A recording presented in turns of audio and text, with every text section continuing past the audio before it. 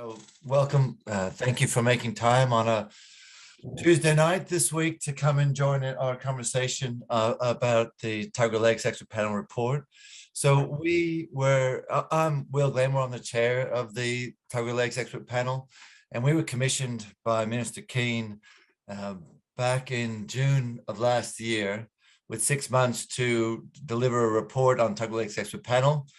And we did our utmost to try to get all the scientific information together and where we could get as much information from the community on how, what was the priority for them, what was the background information, what evidence did we have in the community that we could support what we were doing. And we spoke to many of you. And so thank you all for that input.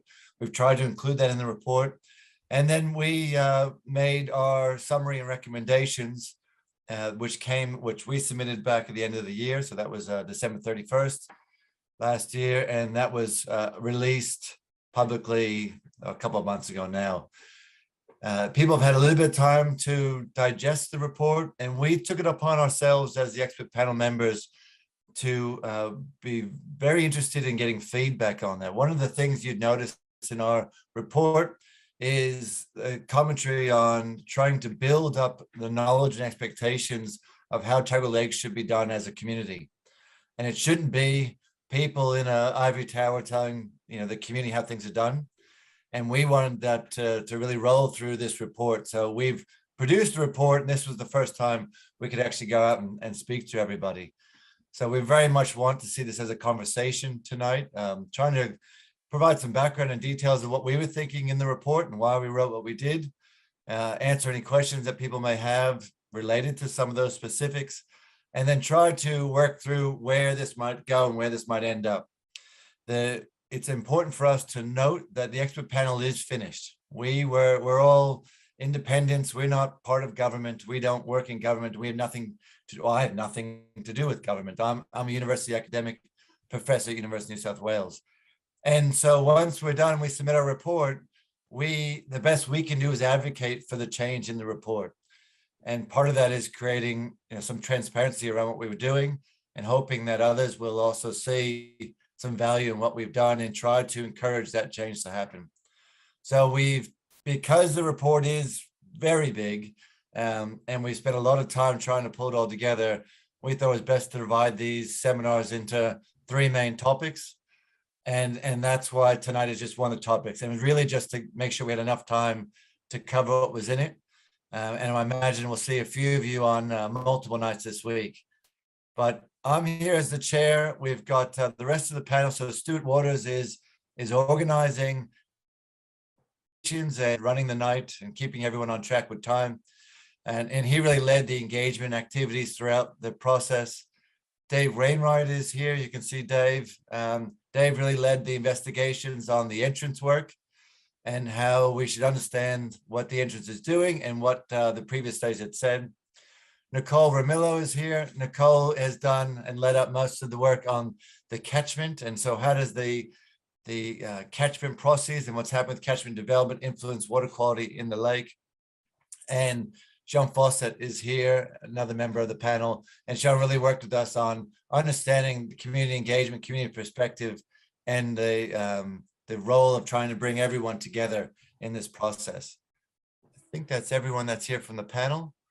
And with that, I'll hand back to you, Stuart. Nicole, I wonder, you might just give us a bit of background on you before. Oh, sure. Right. So I'm an environmental engineer. I work at BMT. What's BMT? So BMT is an environmental engineering consultancy. I think, so private consultancy. It stands for British Maritime Technology or something, where that's sort of the parent organisation. It's UK based. And I think, and so my area of expertise is total water cycle management planning and water sensitive urban design. Yeah, so that's just a bit about me. I like kayaking as well and love my waterways. Very good. All right, so Thanks. I'll just get back into it. So the key aim, I guess, of the review was to answer the following questions that I have up here. What are the current catchment pressures on water quality? What are the future catchment pressures on water quality? what catchment management measures have been implemented and how effective have they been? And this question really relates to the implementation of recommendations in the Tuggerah Lakes Estuary Management Plan. Lastly, I was looking to see if there are any key knowledge gaps, noting that the review focuses on the present understanding and, as Stuart mentioned and Will might have mentioned, not new assessment. To investigate these questions, I reviewed a lot of information, including technical and scientific studies for the whole of the catchment, while also specifically looking at 2 catchment case studies, including Berkeley Vale catchment, which is a highly developed catchment draining directly to the lake, and also the Porters Creek wetland catchment, which is a developing catchment draining to sensitive and highly valued Porters Creek wetland prior to discharge to the Wyong River and Tuggerah Lakes. I also reviewed community comments about key issues and concerns in the catchment through the interactive mapping using Social Pinpoint, as well as some online Zoom meetings. Now, can I just interrupt there? Sorry, Absolutely. I'm still seeing your first slide. Have you moved on? No, now I have. Okay. Is that all right? I just wasn't sure. Perfect. Thanks. All right. Thanks for the reminder. For existing catchment pressures, the key findings indicated that there's been widespread changes to the natural catchment through clearing of vegetation and rural, urban and industrial land uses, which have increased flows and pollutant loads directly impacting on water quality in Tuggerah Lakes. Urban stormwater is a key contributor to the poor water quality in the lakes, as well as existing wetland degradation through altered flow regimes and pollutant loads. Wetlands are really important natural water quality treatment buffers to the lakes, as well as providing other ecosystem services such as habitat, flood mitigation, and groundwater recharge. The impact of stormwater from urban areas fringing the lake has had a significant impact on water quality in those nearshore areas. And this is really because impervious areas are directly connected to the lake via stormwater drains and open channels, which flow with flows and high pollutant loads directly flowing to that nearshore area of the lake. These pollutants get trapped in nearshore areas because of rack buildup, which essentially prevents mixing with lake waters and can cause issues such as eutrophication and the formation of black ooze. Historical clearing of the catchment and stock access has led to accelerated bank erosion, with stream bank erosion estimated to contribute up to double the sediment loads generated by the catchment. And this just demonstrates the importance of managing stream bank erosion for managing sediment loads in the catchment. In terms of the key future catchment pressures to water quality in the lakes, we've got planned population growth, over 40,000 homes in the region by 2036. This presents key future pressures to water quality if not managed appropriately, increasing impervious areas, increasing stormwater pollutant loads to receiving waters, and altering natural hydrology, which can impact on waterway and wetland health. We found planning controls do not ensure that water quality will be maintained or improved. Only drinking water catchments require that these objectives be met, and current planning controls look like they may result in increased loads. Furthermore, in some developments, it looks like treatment recommendations in the development control plan are not being implemented. Poor erosion and sediment control practices. So the large areas of planned development within the catchment present a key future pressure to water quality from poor erosion and sediment control practices during the construction phase. And this has been identified from council and community feedback. Handover of poorly functioning stormwater quality treatment devices to council. So this results in poor water quality outcomes and can also require expensive rectification works of treatment devices. There's limited council funding and resources to maintain new treatment assets. So council's currently stretched as it is to maintain existing assets. So, and let alone the many new ones that will be required for future development and to rectify existing issues also. Single dwelling development exemptions in nearshore areas, essentially not requiring stormwater quality treatment under current planning controls. So this is an issue because, as mentioned previously, stormwater from urban areas fringing the lake has been identified to have significant impact on water quality in those nearshore areas. So development has potential to worsen the fringing water quality and eutrophication and the ooze issues. In terms of catchment management measures and the effectiveness, Council has undertaken a number of catchment management actions to address lake water quality as recommended in that estuary management plan. You've probably all seen information on what's been done on Council's website via their social pinpoint mapping. There's also documented it in a recent implementation summary report. If you haven't seen that, I recommend you get on their website and have a look. Just some examples: they've undertaken extensive stream bank rehabilitation, salt marsh rehabilitation and construction, a bunch of constructed wetlands and gross pollutant traps, and a community education program, which they've done lots of stuff with. So yeah, there's a lot going on, and they've undertaken a lot of actions. They also undertake water quality monitoring and reporting through waterway report cards, which provide a really good overview of how the Tuggerah Lakes and individual catchments are responding.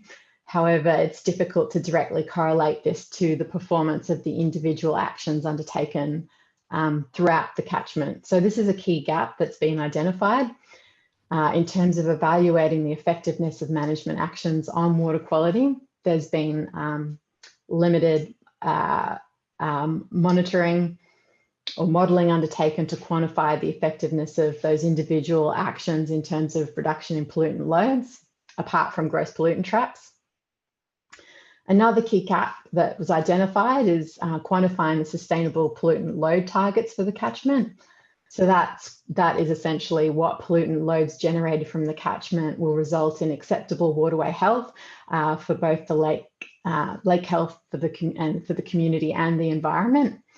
And lastly, the influence of groundwater on lake water quality, particularly those nearshore areas, was another key gap identified. Overall, a key study finding was that effective catchment management is really crucial for improving water quality in Tuggerah Lakes, and it's worth noting that this conclusion was also well recognised by the community in the feedback that we received. So lastly, I'll just run through some of the key recommendations. Adopting a maintain or improve existing conditions target for all future development. So that means developers are required to ensure that pollutant loads following development are either maintained at the current levels or improved on. Currently, as mentioned, this is only a requirement in drinking water catchments. While we don't know what the sustainable catchment load targets are, this ensures that current water quality is at minimum maintained or improved despite future development pressures. Introducing planning controls for single dwelling developments. So this is particularly targeting development or redevelopment fringing the lake that's directly connected to the lake, such as granny flat extensions or knockdown rebuilds that significantly increase the impervious area and therefore the flows and pollutant loads that are directly flowing to nearshore areas of the lakes, and which can cause issues such as eutrophication and black ooze. Measures such as reducing and disconnecting impervious areas, installing rainwater tanks and rain gardens are just some examples of possible management measures. The stormwater levy should be reinstated to provide funding and ensure asset maintenance. So significant future development means that council will have a large influx of new assets to maintain, and maintenance of assets is so important to ensure that the treatment measures are performing at optimum levels to protect water quality. Improved education and enforcement of best practice erosion and sediment control. So as mentioned, there's large areas of future development in the catchment, and this makes it important to ensure that erosion and sediment control practices prevent sediment from entering the waterways where it can impact on water quality and smother seagrass. Poor erosion and sediment control, as mentioned, can also cause water quality treatment assets to fail. Improving development assessment requirements. So this recommendations about ensuring that stormwater quality treatment assets for new developments is effectively designed and constructed so that assets are handed over in good condition. So it may include requirements such as having construction hold points and sign off from certified professionals such as engineers that specialise in stormwater quality, that proposed management actions have been undertaken as per approved plans. It's also about having requirements for sufficient bonds to be secured from developers to rectify any issues with failing water quality treatment assets once they're handed over. WSIT, or water sensitive urban design capacity building in council. This is about ensuring that council staff have the appropriate skills to review and approve stormwater quality treatment assets through the development approval process and provide ongoing maintenance once handed over to council. Implementing a stormwater management plan for Porters Creek catchment to ensure that the wetland is protected from future development. Identifying pollutant hotspots to target treatment in existing urban areas, as well as monitoring the effectiveness of management actions and treatment measures. To help do these last two things, we've recommended that citizen science be used, that is getting the community involved as much as possible and helping to monitor water quality and identify pollution hotspots for treatment measures, as well as monitoring the effectiveness of management actions implemented to address the issues. And the aim of this citizen science is to foster collaboration and promote shared learnings and local knowledge between council and the community. And last but not least is introducing an environmental levy to help fund and implement recommendations. So this has been successfully implemented by other councils, and it's an important funding mechanism rather than only relying on state government grants, just to ensure we get on-ground actions implemented. So that's a bit of a summary of my findings. Shall I hand back to you, Stuart? Shall I stop sharing or? Stay sharing, that's fine, because we might be able to refer to some of that. So yep, no worries. Thanks, Nicole. That's good. That was useful. So there have been a couple of comments, isn't there? Sorry, yes, I haven't seen that. There's a bit of chat there, and that's fine. I've just been taking a few notes as you're talking, so I'll come to that in a minute. I just want to first come to a couple of things that we've gathered over the last few weeks, just to honour the input that we've picked up of late. And it's actually reflected just in the chat as well. So some people are concerned about the ash dam related to the power plants and impact on water quality. I don't know to what extent did we, the panel, look into that? What did we learn? Anything we can say or add to that?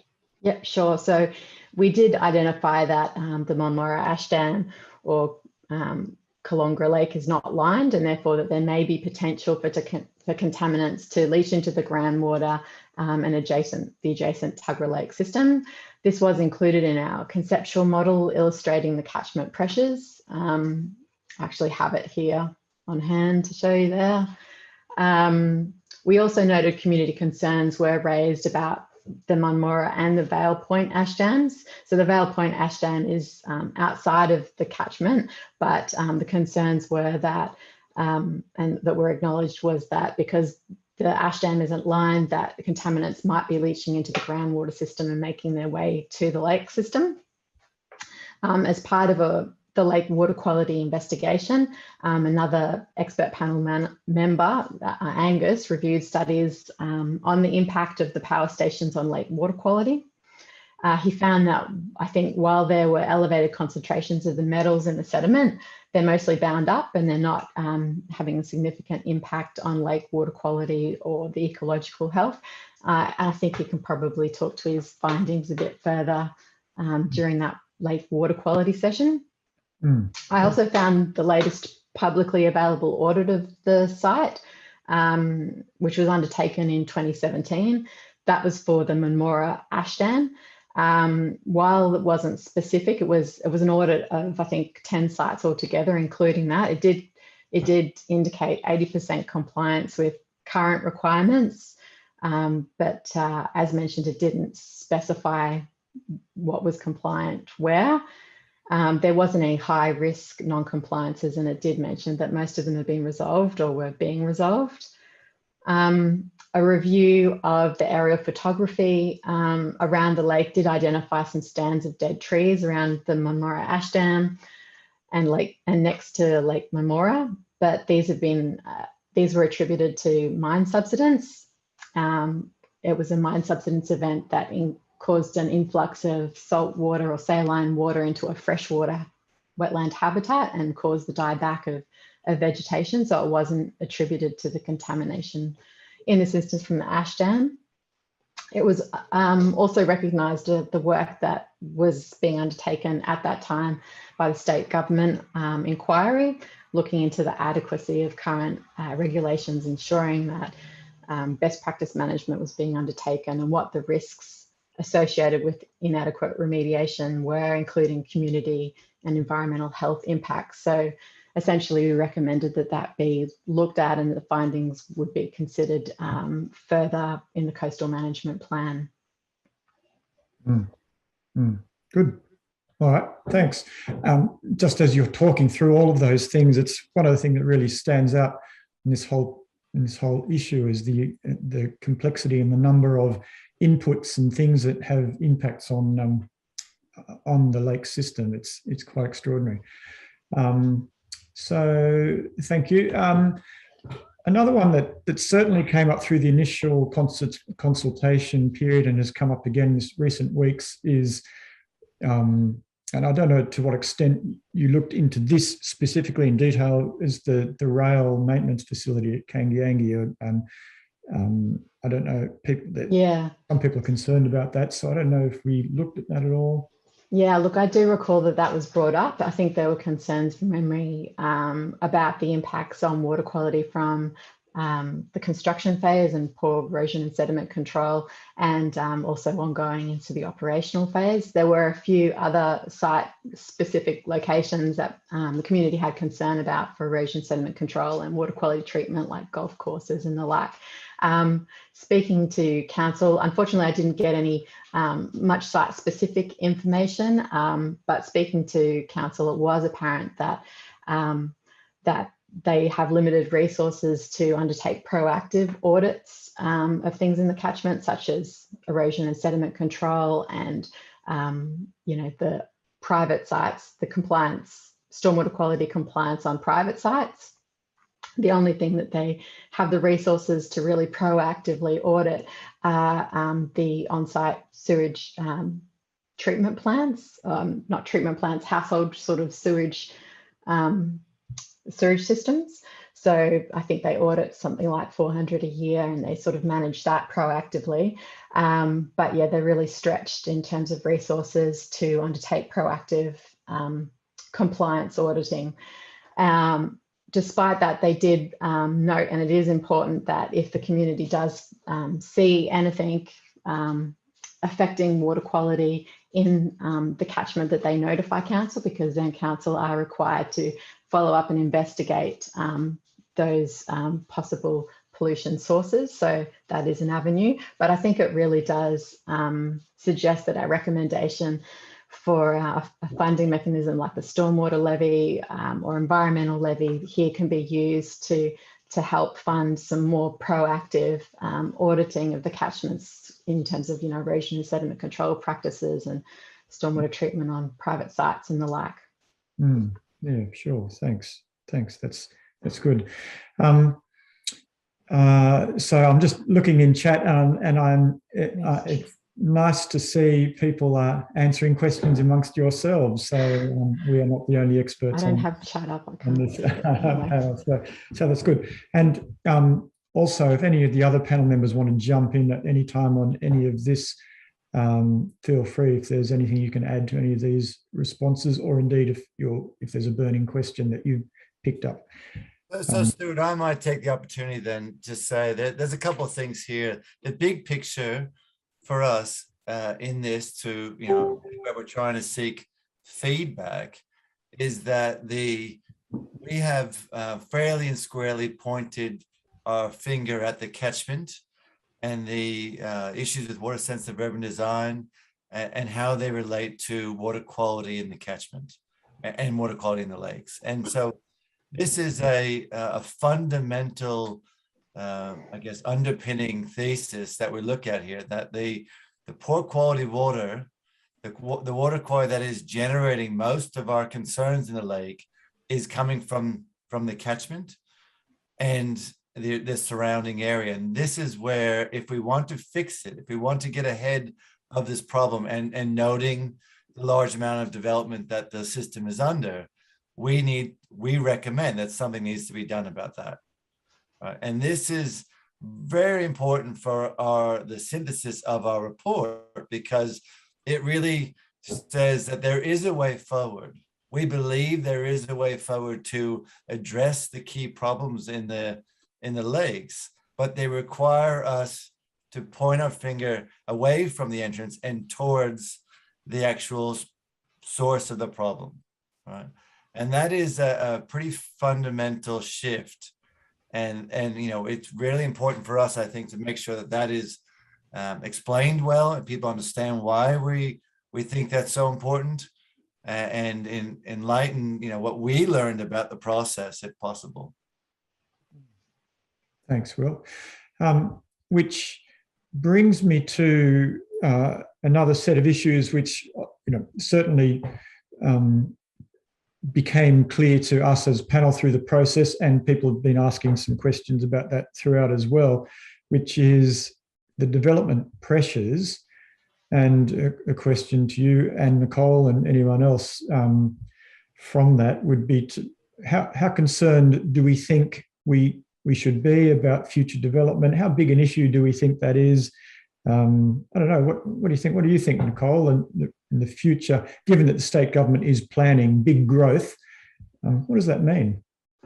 Yeah, well, I think that's a really big pressure. I think that the results from the study showed that development pressures and increasing, those impervious areas and the pollutants generated from them can potentially have an impact, because it will result in, with current planning measures, increased pollutant loads to the lakes if planning controls aren't improved. And I think that's really what we're suggesting in our report, that there are ways that we can improve, perhaps incorporate more planning controls for development, and make sure that that development planning controls are actually implemented on the ground. Another thing that was mentioned is sometimes I think that those requirements in the development control plan can be contested by developers, and perhaps it's got more force to include it in what's the plan that sits above it? Help me out. LEP? LEP, thank you. Yeah, the local environment plan for, so that it can be enforced by council more easily and not be contested by developers. But I think, it's difficult, but I think it could be done, but it will be challenging. One of the challenges I'm seeing reflected in the comments that are coming in tonight in response to your presentation is really about who's paying for this. We've talked about, as a panel, our recommendations, a couple of levies, and I know that residents are under some pressure in the Central Coast. So it is an issue, isn't it? So I wonder what message, and maybe Will and Nicole, given that people are obviously concerned and about the cost of all these, and given that we think the catchment's really important, and given that we've talked about levies, what's our message to people around that, do you think? Well, there's a few broad comments and a few specific comments that we've put inside our recommendations. More broadly, we have, I think, very explicitly stated that council cannot bear the burden for everything that's fostered upon them.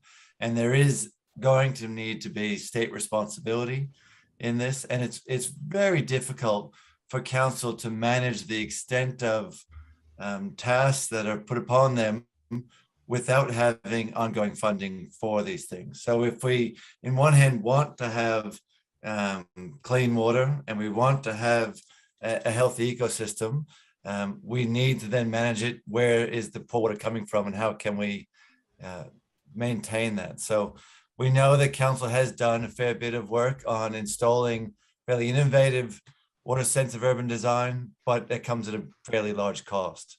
So how do we manage that into the future. So we have said, yes, it has to be managed, or the share of the problem has to be managed by state government as well as by local government. And if the community does so desire to have something similar to what they see elsewhere, then we need to find an ongoing way to fund that. And that is the sort of things that we see in most other councils around the coastline. They have environmental levies, and you can see what they do at Lake Macquarie. You can see what they do at Mid-Coast. Those monies are well spent, and the community supports them. They become ongoing things. If this is what we want, then the community has to decide that is what they're willing to pay for. If not, then we have to be, cognizant that won't happen. Then the money does not come from nowhere. So I mean, we're trying to balance both those things. And what we recommend is that we need a joint vision. So we need the community to come on board and say, well, what is the vision and how are we going to get there? And it can't be based on gotcha politics. And we can't try, as happened before, of having forums where one group's yelling at another group what they should do and everyone has the right answer. We've come into this very much. I mean, we're hosting this tonight with the idea that we can put out what we have and have a conversation about it. Mm-hmm.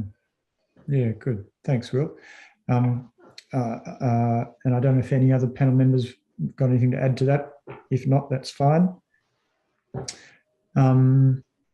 So there's a couple of comments coming up tonight about those homes, and you've touched on it, Nicole. You covered this, but the actions and the activities in the homes, the nearshore residences, the things like sewer seepage, people putting stuff on their gardens, fertilizers or poisons or that sort of thing.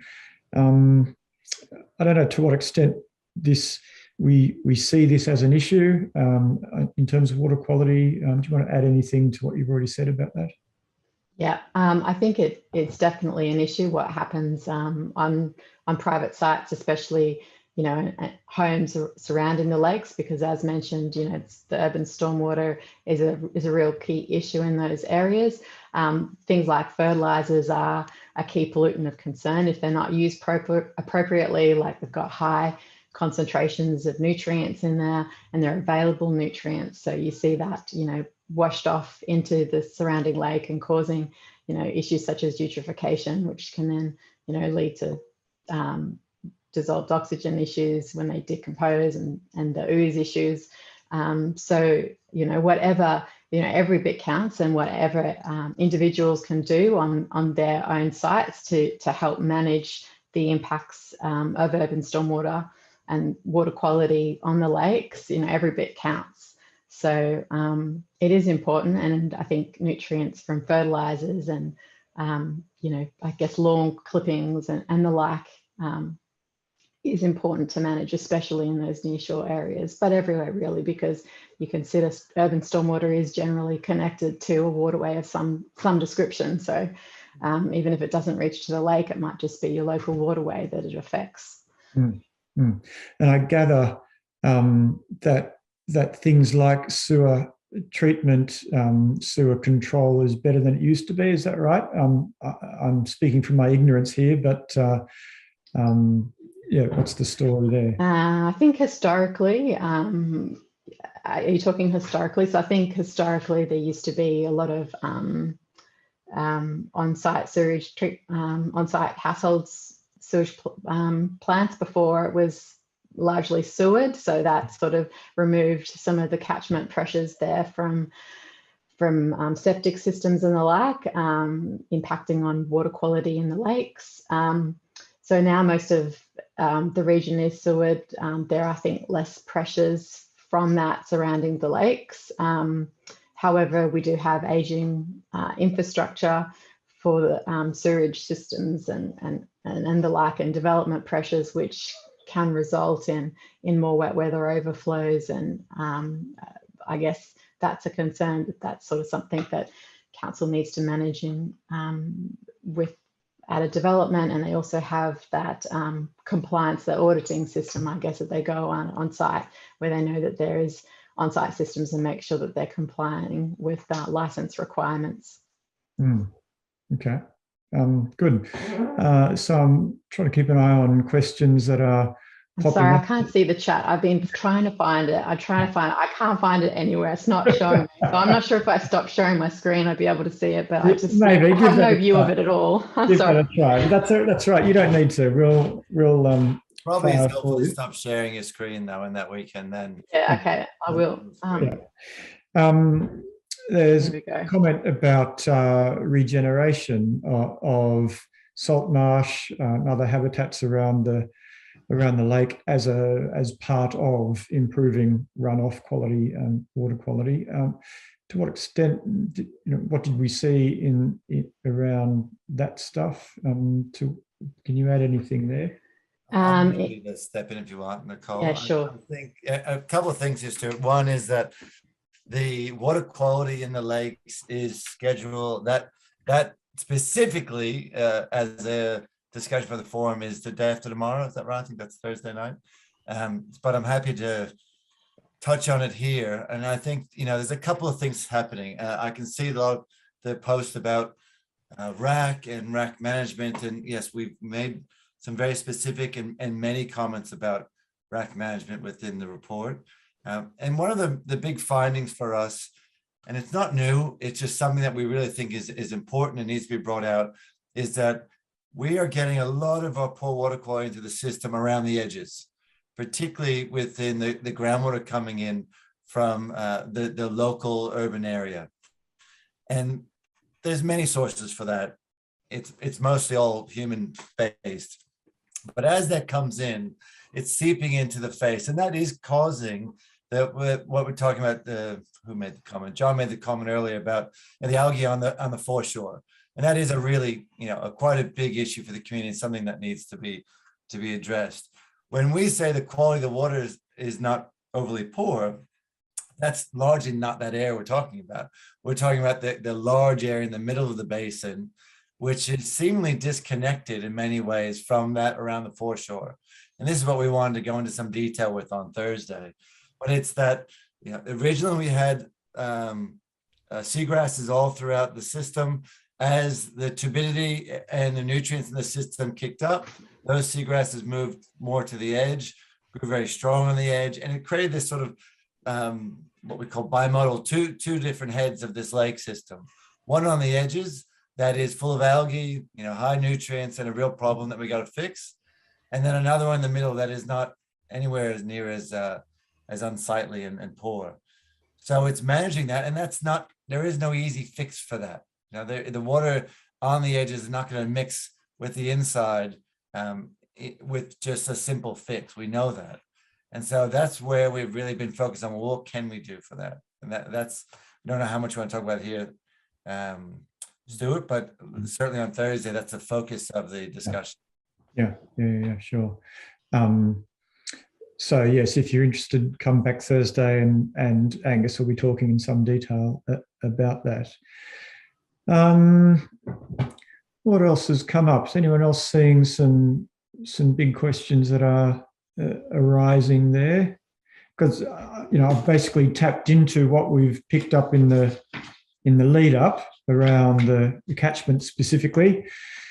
I wonder, while we're looking, there are some questions about, have we talked to council? And I guess the bigger question there is, where to for the report? What happens next? What's our role? Do we have a role? So you're probably the best person to speak to those sorts of questions.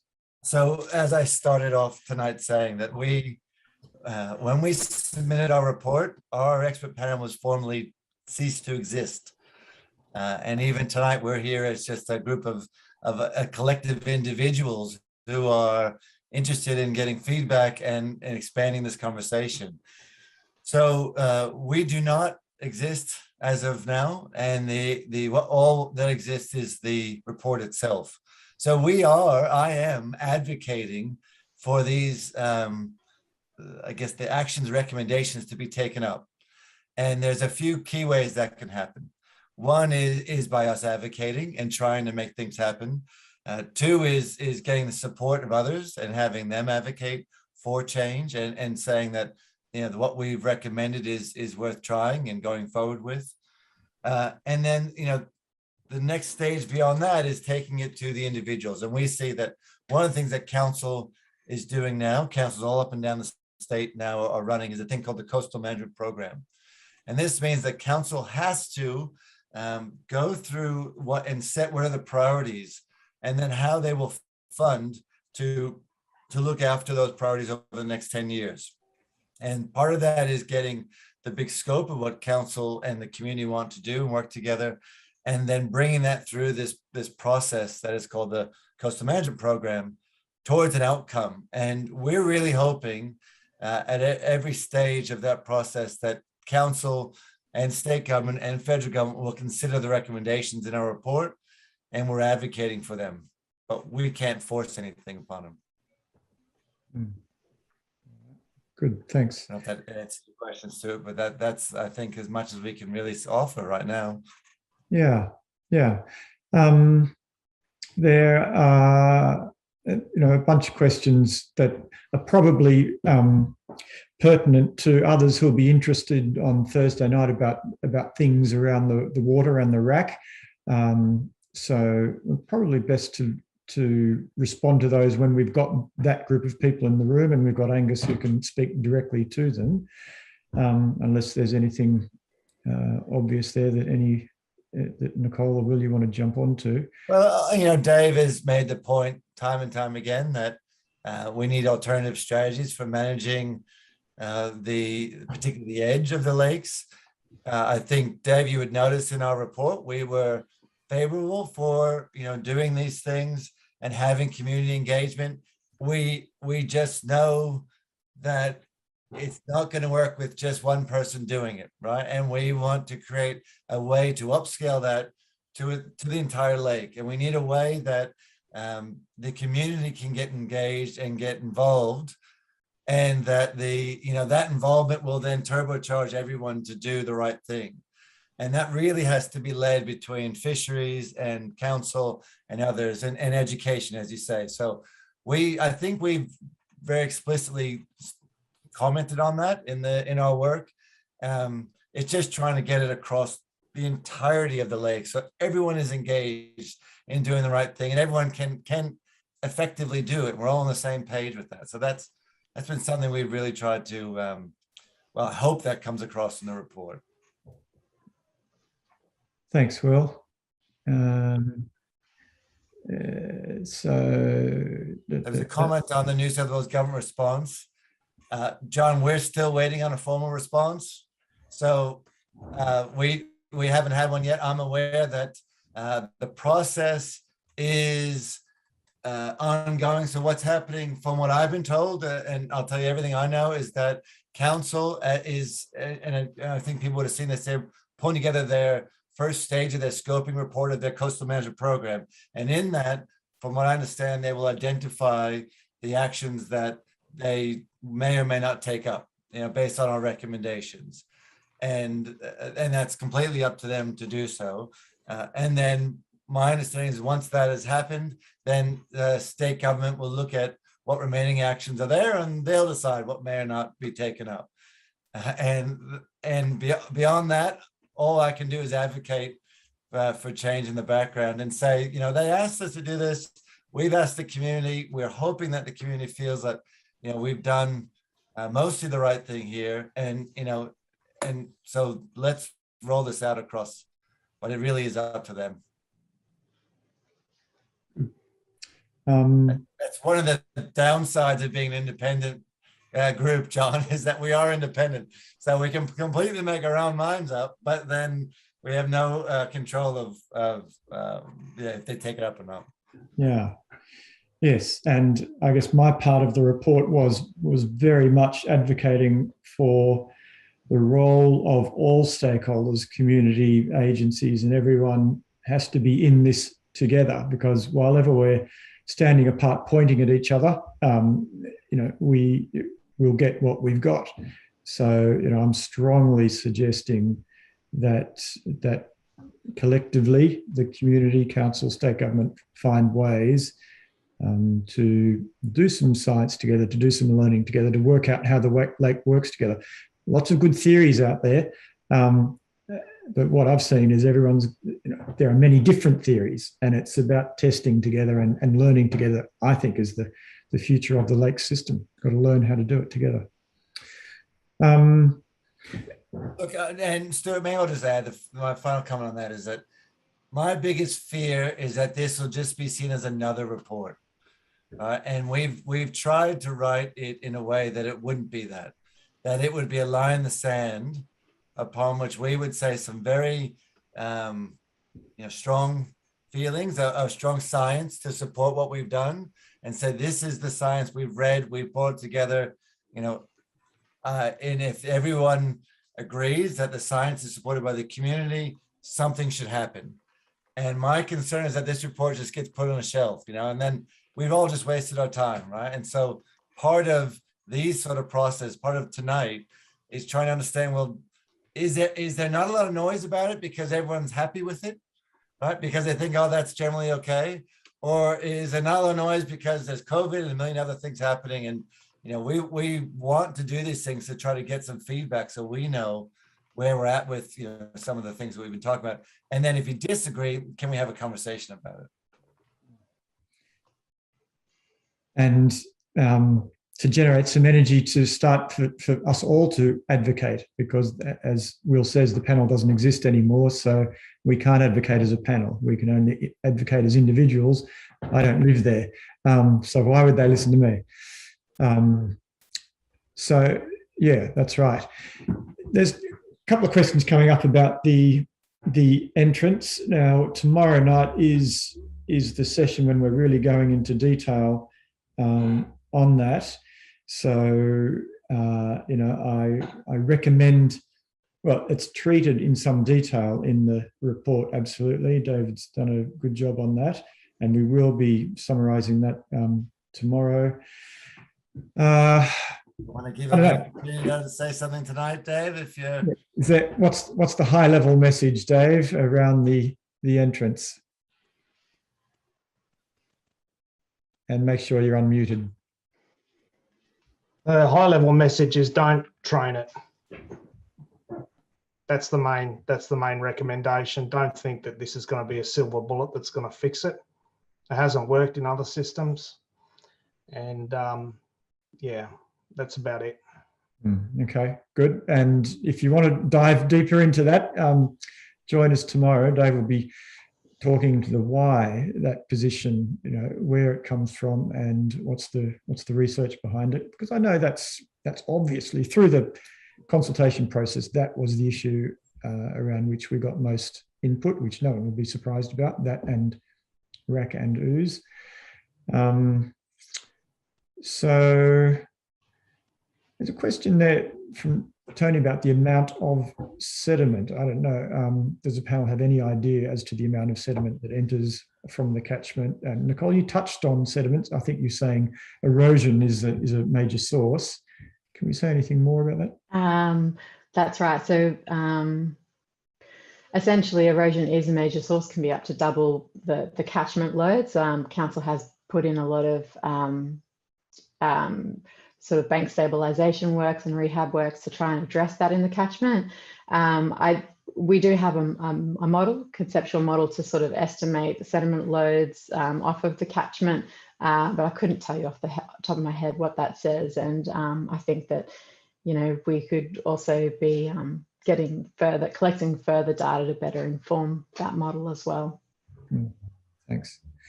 And I think Angus can talk to that. There was a bunch of work done. What the exact number was. It was some very interesting stuff around how on large flows, a lot of it does short circuit and go straight to the ocean.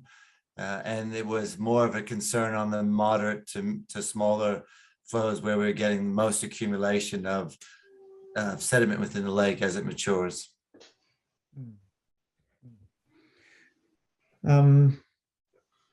All right, I believe, help me here, panel members, that we've sort of covered most of the big things that are coming out, which are particularly related to catchment. As I say, there's a bunch of other questions. There have been some questions, Nicole, both tonight and previously, about heavy metals. And again, we're back to the ash dams and the power stations. And again, this might be an Angus water quality thing, but is anything coming into, what do we know? Do we know anything about heavy metals from those catchment sources? Look, not specifically. Catchment metals can come from urban stormwater from various different sources. Well, I did see a note about metals being monitored in lakes, in the lake from the ash dam and stuff. I think Angus looked at those monitoring reports, but I think a quick look showed that some of the reports that he referenced that looked at ecological assessments of impacts from power stations were around 1992. I'm not sure if there's been anything more recent. Okay. All right. So perhaps Angus has more to add to that. One of the things is that if you have metals, we also call them cations, the heavy metals in the water column, when they hit salty water, they immediately flocculate out, right? They precipitate is the word. And that means they go from being soluble in the water to insoluble in the water, which means that they end up building up in the sediments. And that process over time means they don't travel very far, but you do get large loads in the sediment. And that typically has bigger issues for animals that eat the sediments or when we disturb the sediments. And that is the big concern is, how does that move through the food chain? What is the process that we need to be concerned about, and everything else, sort of associated with that. All right. There was a comment, Stuart, earlier a couple ago that I just highlighted, was about education.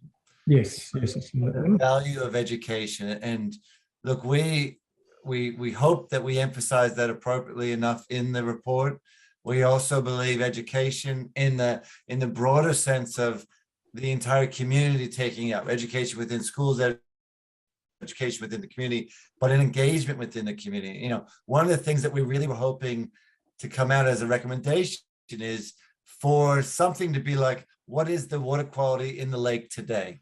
On the ABC in the morning, they talk about what the waves are and if where the wind's blowing or rain's going on, but can someone tell you, yes, the water quality in the lake today is 7 and the metals are low and the water quality of pH is high and everyone's it looks great. We don't get enough of the good stories coming out that most days, from what we can see, the lake water quality is pretty good. And so we like to be able to educate both on the processes, but also on what's happening today. What did we learn?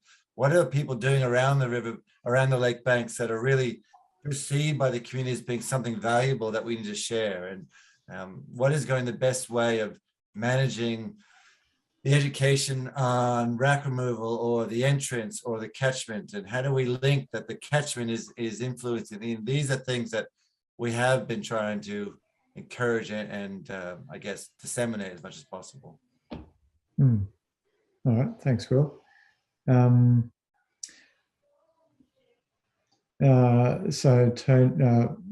Michael's asking about sawdust. I remember references to sawdust from the power stations, and again, we might not be the right people to talk to that. I don't know. Sorry, I don't know.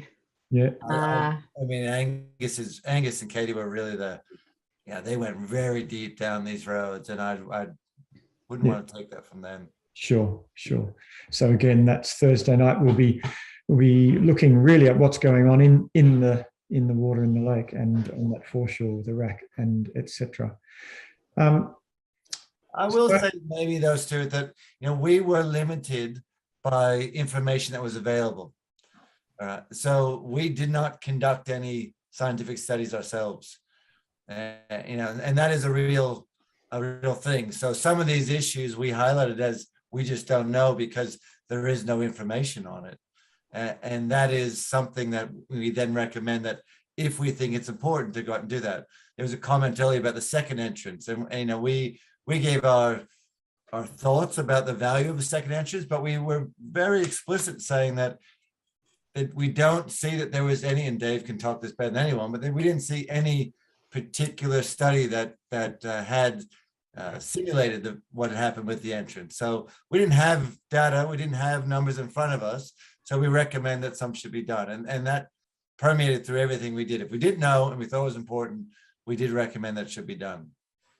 But we just didn't want to recommend more studies to do more studies. Yeah, that's not what we're trying to achieve here. If I can just butt in there for a second, Stuart. Sean Fawcett here. Sorry, my camera and my internet's really terrible tonight. But what was quite pleasing is that there, and I guess this goes back to everything that you started this evening with, Stuart, and that is that for the community, council, other levels of government, state, federal governments together to move forward to protect the lakes, we need to do it with the basis of honesty and trust and sensible conversations. And I guess one of the good things that our panel has come across is that the lakes have been studied in more depth than most lakes or coastal lagoons anywhere in the world. And we have a lot of information in which to base our recommendations on. It's not like we're poking in the dark here. And we also have the value of hindsight, looking at what other things have happened in other lake systems or lagoon systems when people have said, for example, the water quality is terrible, let's train the entrance. And so we have real live studies that are going on every single day, Lake Macquarie, Illawarra, you name it, the Peel Harvey Estuary, where we can look back and say, well, actually, that was their response and look how dreadful that has turned out. But one of the things that I'm also quite impressed about is, and negatively impressed about, is the distrust between what has been done and the general community's consensus about what the problems are. And I have heard for years, generally the community saying that council are covering up stuff, council don't know what they're doing, and council have got no clue. Well, actually, it's been quite encouraging to see all the studies that have been done, and council have never gone in with the mindset of saying, hey, we do not want the entrance to be trained. Now find me all the answers to tell me that it doesn't need to be trained. So I think that should be encouraging for all of the community to know that the studies that have been done have asked a question and then they've gone out in search of the answer and they've come up with an answer. And I'm sure that if the community really were put in the seat of most of those council officers or even the councillors themselves or state government and said, okay, here's all the studies at hand, what's your silver bullet? And as Dave Wainwright said earlier, the entrance is not the silver bullet. And I can tell you that it's an easy fix. It's quick, it's easy, it's relatively cheap compared to actually what needs to go on. And that is a whole heap of catchment management. And so it's great for me as a panel member to sit down and know that the work that has been done to date is really solid and it's not covering up anything, and we can be confident about the recommendations in which we put forward, not just to the council, not just to the state government, but also to the community, because this is a community asset that needs to work together. All levels of government and the community work together to make sure that the lakes are protected and maintained for future generations. Thanks, Jan. That's good. Yeah, thanks. I'm just seeing a comment here from John. How do we get community people to work together to address the issues? Do we need a sociologist? I guess that's my area of work, and it's not as hard as we might think. I think the fear of working together is greater than the experience of working together. You know, once we get together with some good process and start listening to each other, then magic can happen. You know, I know it, I see it, it happens all the time. So I think we have to take a step towards each other with some good process. And, you know, council through its CMP is moving in that direction.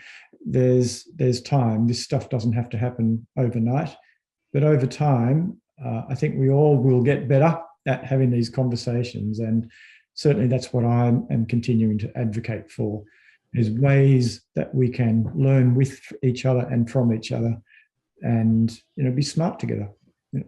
We're fully capable of it, and I've got a lot of confidence that with the right process in place, that's where the community will get